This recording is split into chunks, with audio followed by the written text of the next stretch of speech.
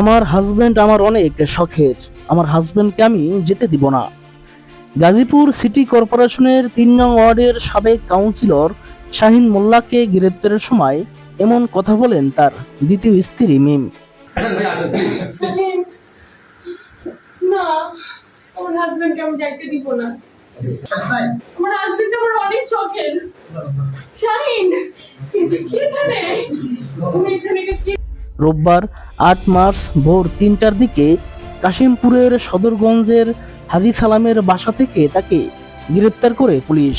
তার দ্বিতীয় স্ত্রী মিম সেখানে ভাড়া থাকতেন। স্থানীয় সূত্রে জানা যায়, শাহিন মোল্লা আওয়ামী লীগের একজন নিষ্ক্রিয় সদস্য ছিলেন। কাঙ্ক্ষিত পদ না পাওয়ায় তিনি দলীয় কার্যক্রমে সক্রিয়ভাবে অংশগ্রহণ করেননি বলে জানান স্থানীয়রা। ৫ আগস্টের পর প্রেক্ষাপট পরিবর্তনের কারণে গ্রেপ্তার এড়াতে তিনি আত্মগোপনে চলে যান।